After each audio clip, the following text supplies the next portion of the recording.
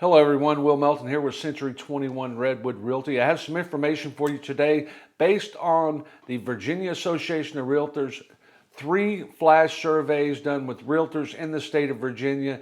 This is from the people on the ground telling you how COVID-19 is actually affecting the real estate market today.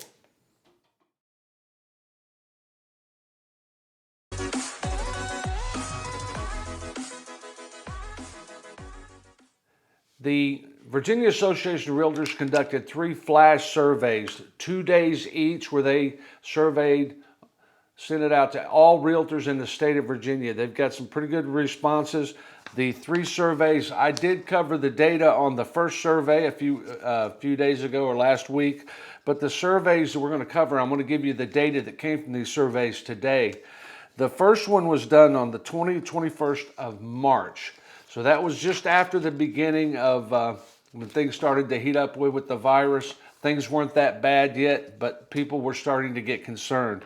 Then the second survey was done the 27th and 28th of March, where we were in full swing for sure. And a lot of different guidance came out, and things changed on a daily basis and still are at this point as far as how we're handling the response to the virus and try to run the real estate business in general. And the last one was done on between the 3rd and 4th of April, which is the latest one. And they're going to continue these, and I'm going to continue to share the data from with you. Some of the numbers, the one 21, 20 and 21st of March, there was 2,428 realtors answered. That second one, 27, 28 March, there was 1,753 realtors answered. And on the 3rd through the 4th of April, 2,257 realtors answered. So that's a pretty good group, large enough group of people to get to understand how real estate's being affected by the COVID-19 and everything involved going around that. So I'll share the numbers with you, and there's one area, you'll see when we get to it, we're going to have all the data right here for you, is one thing that wasn't on the first 2 in March, but in April they did add a question on buyer financing, which is interesting, and we'll get to that. Okay, the first of all, you can follow along on the chart. These are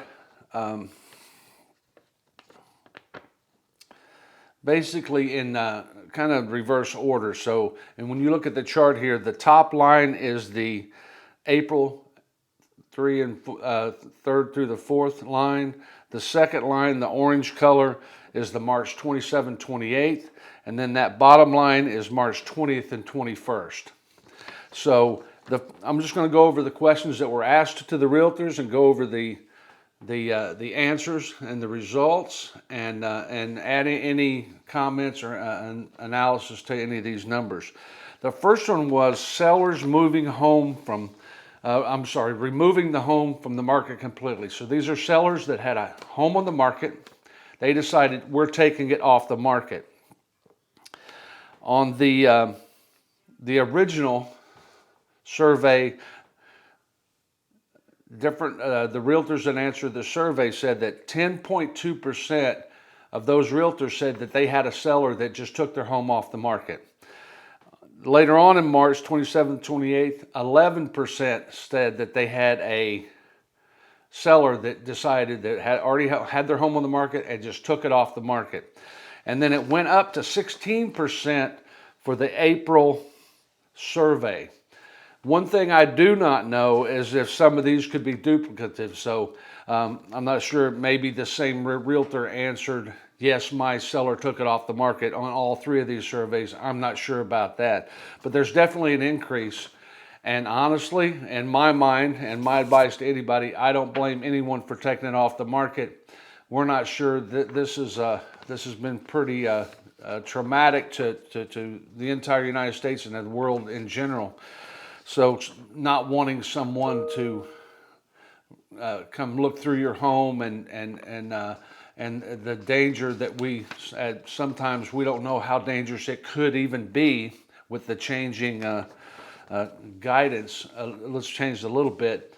to take the home off the market. And me personally, and I know that most of my realtor friends don't agree with me, but right now, if you don't actually need to sell your home, or you don't actually need to buy your home, in my mind, I don't understand, or I do understand why you would want to put it off for a month or two to make sure that we're past all of this, because there's too many unknowns, and we just don't want to lose people. You can't replace people. The homes and everything will be there when this is over, but if someone gets sick and we lose a loved one or a friend, that's permanent.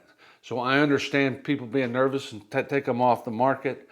And I've had a couple people that I've recommended, let's just work on the home and get it prepared. And as soon as you feel a little more comfortable, we'll put it on the market. The next question, the seller canceling open houses. I've got my emails going crazy there, huh? Sellers canceling the open houses. So in the beginning, 24.1% of sellers canceling the open houses. Later in March, 21.8% canceling open houses, and in April, up a little bit again, is 25.6% of sellers that have their home on the market canceling the open houses. Completely understandable. You don't know who's coming through. And honestly, you have different people. Hopefully, the only people that are out looking at homes right now are serious buyers and sellers. But I do a lot of open houses, and there's always a percentage of people who are just there to check it out and see. They have no intention of buying or selling a home. They're just there. We call them the nosy neighbors, which we love you because we could sell your house too. But they're just trying to get a feel for the neighborhood, and they've been wondering, what Susie's house looked like all these years, or whatever reason. And don't tell me it's not true. The next question, the third one, is postponing bringing a new listing on the market. So we've talked about people, how they acted if their house was already on the market, how they're handling the open houses. And this is, I'm getting ready to sell my home, and I decided to postpone that until we figure this thing out. So in the beginning, it was 50.3%. Then it went down to 45.5%. And then in April, 40.2% decided to not put it on the market. I think a lot of that, the reason that fewer people are deciding to go ahead and put it on the market, it's still a high percentage, but the entire real estate community, and I'm also involved in the settlement and title company community. My wife runs that company. Is that people are putting into place, they understand, and they have all the masks, the protocols for entering a home, leaving a home, cleaning up, not touching things, wearing the mask, and practicing the social distancing. So people are actually doing that, and I think that has lightened up some of the concerns for some people. And then also you have some homes that are empty. No one is living there right now. Of course, that makes it a lot easier to avoid any danger to the seller, because they're not going back in the home. They've already moved on. They're in California, Arizona, wherever, or moved out in Gainesville. So it could be an empty home, which makes that situation a lot less intimidating. And then the buyer deciding to delay a search. So now we have buyers, they were searching, or they decided to buy a home this spring. This all came into the world right after the beginning of the spring home market. Everybody, is going to be buying and selling, leading up into June being the strongest month. But buyers deciding not to search for a home, the numbers are a little high. It's not surprising to me. In the beginning, 64% said, I'm going to hold off. We don't know what's going on, because you could have some of those that are also sellers. So they're worried about people coming into their home. They're worried about going into other homes, and the entire, they decided to shelter in place or just hold it off for a month or two until we get all this worked out. Then it went down in mid-April to 58.6% decided to not do it, to not look for a home. And then the latest numbers is 56.3% decided, let's hold off on this. And the same thing with the seller.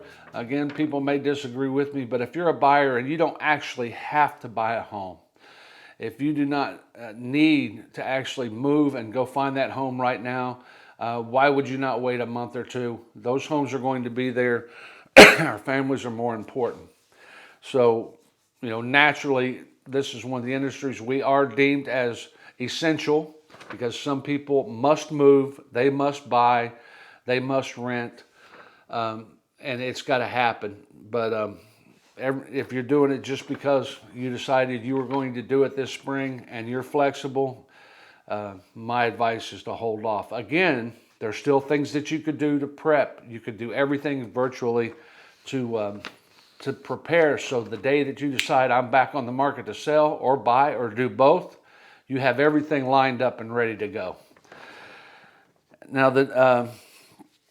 this one is pretty much someone's already under a contract. It's difficulties requesting or receiving extensions on appraisals and or financing contingencies. So you have your contract, and maybe the bank is running a little bit behind because of the way everything slowed down, and maybe they weren't as technical as they could have been as far as getting things done. And they also have people that have concerns that people that may have come down with the coronavirus or some other illness, and some of the workers there are not working at a full load of employees during this time. So that is a low percentage, which looks good for the lender industry. The first one, they only had 7% that had some difficulties with getting extensions if something came up. The second one in March, 7.4%, and 7.4% again in April. So there's a little few glitches here and there, but that is not a huge percentage, and it's pretty understandable, especially when you may be losing some of your workforce to process the mortgage evaluation process. And this is a big one, the one that was not on the first two. It was only in the April survey, and that is buyers having trouble getting financing. So the realtors who have a buyer that are out looking around, that these buyers are having an issue getting financing. There's a lot of things. I am not a financial advisor. I'm not a lender. I've talked to a lot of people in that area, obviously, for the last 3-4 weeks, even right before this all started, is that you've even seen in the news, it's a yo-yo effect. No one knows what's going to happen the next day. And literally, we've never seen anything like this in the world before, where it's going up and down so much. Is that 25.7% are having difficulty with obtaining the mortgage, the financing. And these are a few things to address that. These are just my personal insights that I've actually had people discuss with me about some of the things going on in that arena of getting financing. There are definitely some of the loan types. I'm not going to get into all the details. I've got a great loan officer if you need to talk specific details on these loans. But one thing is that there are some loan types or mortgage types are requiring higher credit scores. So if it was someone right on the line to barely qualify before for FHA or one of those types of loans, and they move that up, the requirements on the credit score goes up, of course, they're going to have some issues. So that's across the board. And in general, it's just like anything else, that lenders are concerned about people losing their jobs. And we're not sure. I know we have a lot of stimulus going on. That's not working all that great, but it's a huge undertaking. That's a subject on its own. But you could have someone who's been qualified up for the last two years of all their information, have had a great job, but at any time especially if they don't have something deemed critical. Of course, these are the lenders looking at that, and I don't know exactly what's going through their mind, but there's naturally the fear that someone's going to buy a house and lose their job and not even be able to make the first payment. Of course, that's just something that I've actually heard someone say that, when I'm qualifying this person, then, it's and they, of course, they interview and they talk, and if there's a possibility that they could get laid off, we don't know how long this is going to go on. We have no idea when it's over. We're doing better as a nation, it looks like, as far as straightening the curve out, as they say. But we really don't know. We've got a few more weeks before we find out exactly how a lot of that's going to turn out. And the other one is the financial uncertainty in general. We don't know what's going to happen, and we don't know if we're going to have. We hear a lot of people talking, a lot of talking heads, and every one of them have a different opinion. But if you watch the news, you'll probably have an aneurysm, because you can turn on one channel, they say one thing, you turn on another, they say something else.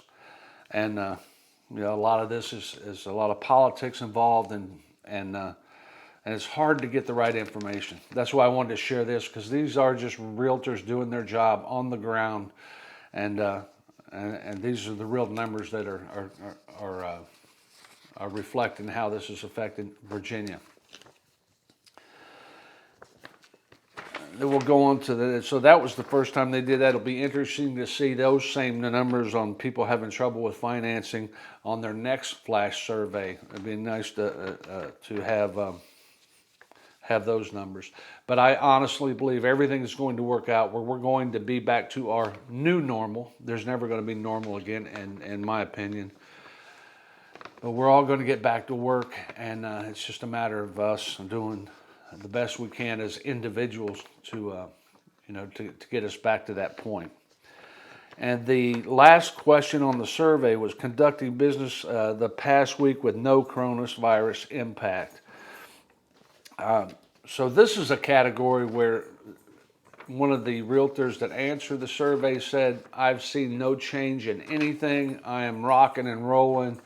Nothing that I can identify has been affected because of the coronavirus, or the COVID-19 virus.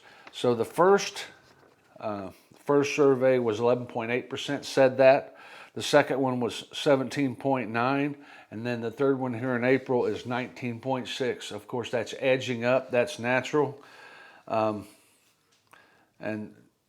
it's definitely affecting everything else in our life, but very few realtors are saying that it's not affecting their business at all. I do actually know, I know in our brokerage, we have all of our meetings now virtually, of course, on video conferencing. But I've heard a couple of realtors from our brokerage and from other brokerages that, I mean, they're seriously, it's gangbusters for them. But a lot of those have had a large backlog of current contracts, and the same things are happening in our settlement company. We're very busy. We're closing every day, following all the rules. And just to give you an idea, we space out the closings. Everything's sanitized before and after. Masks and gloves are used. No one touches anything. You even have to take your pen with you or throw it away.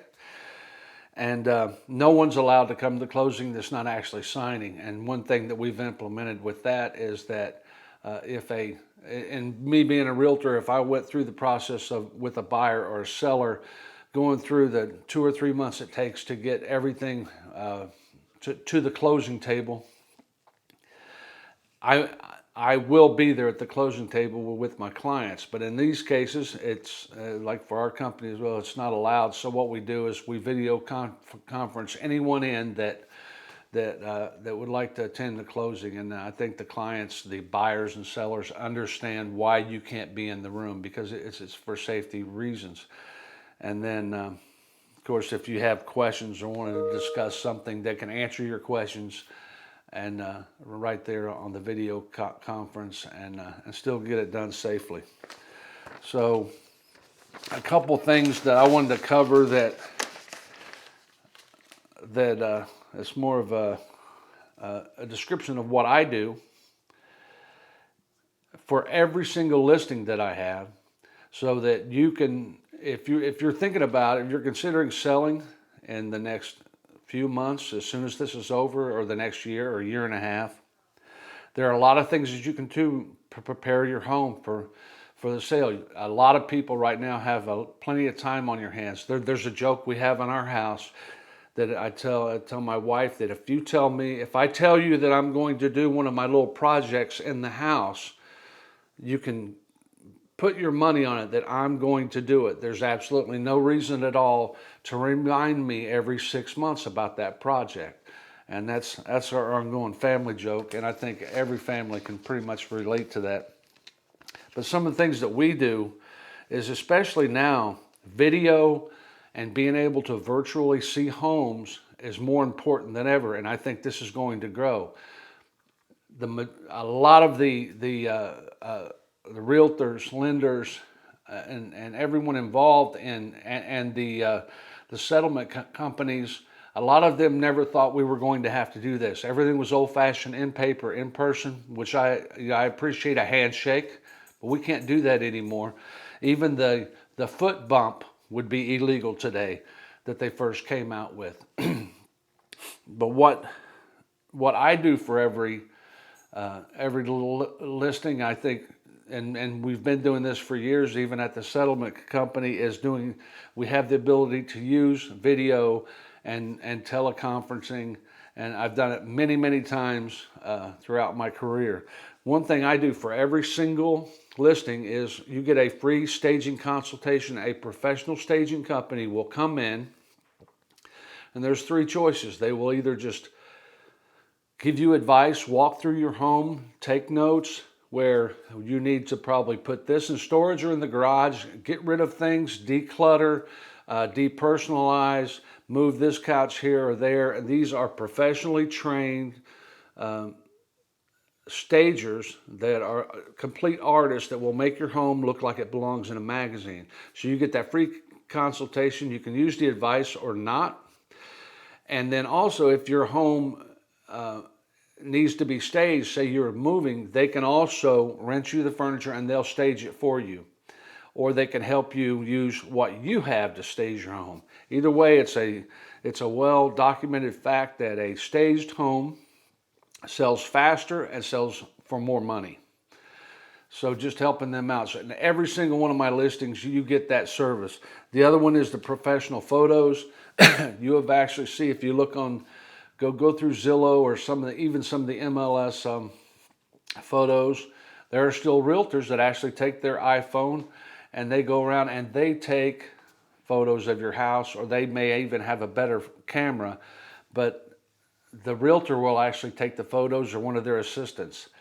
There's no match to the photographers that I use. They're professional photographers. They use fusion photography. Well, basically that means for every shot, there's multiple shots being taken, and they bring those together so the depth of field and the lighting, and it looks like a magazine photo every single time. So it makes a huge difference on all of your flyers and presenting your home to the public, so that you put it in its best in the best light and show off the best features of your home.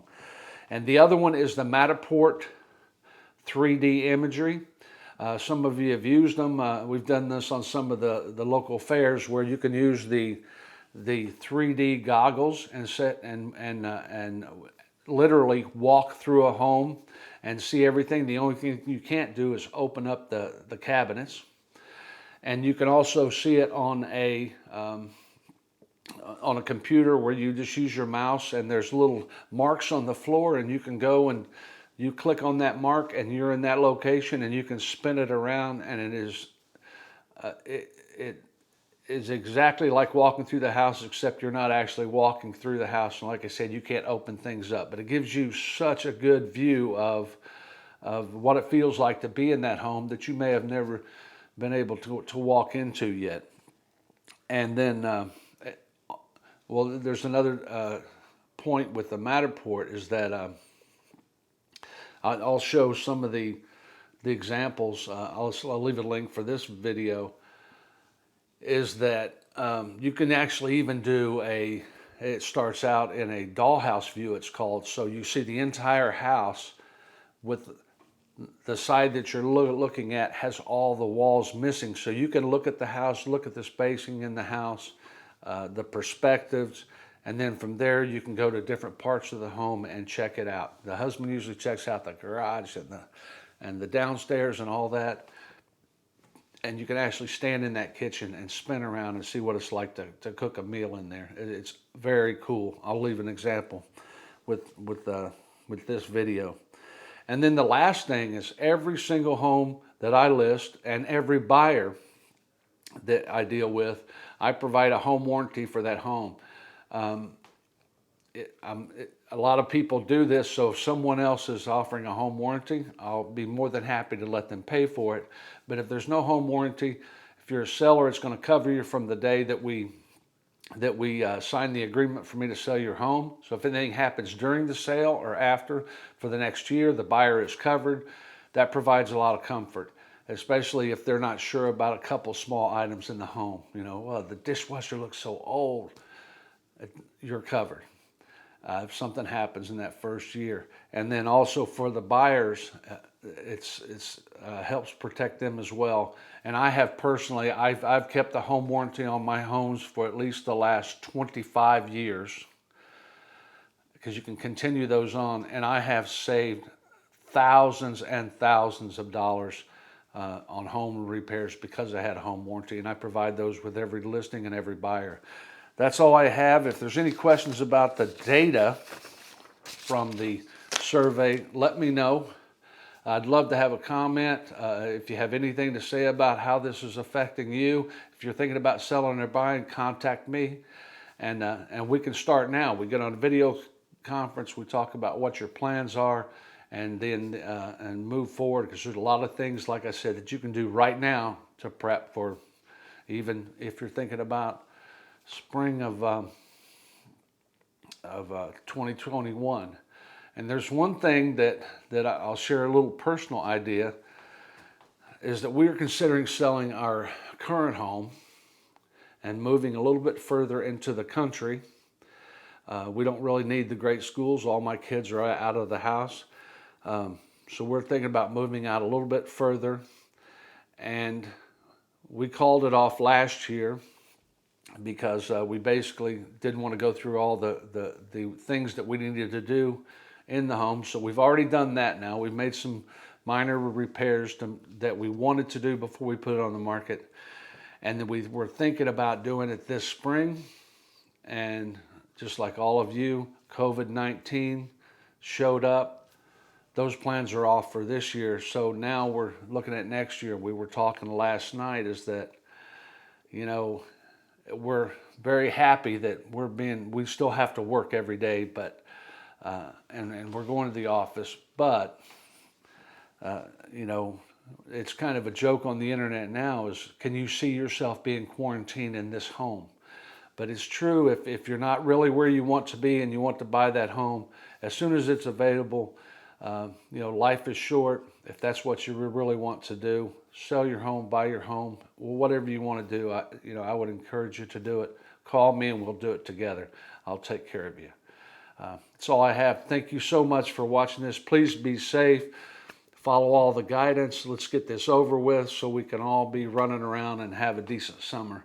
Again, it's never going to go back to the normal we used to know, but it's a beautiful time of year, and it's time to get this over with. So I hope you all be safe, and we'll talk to you soon. Bye.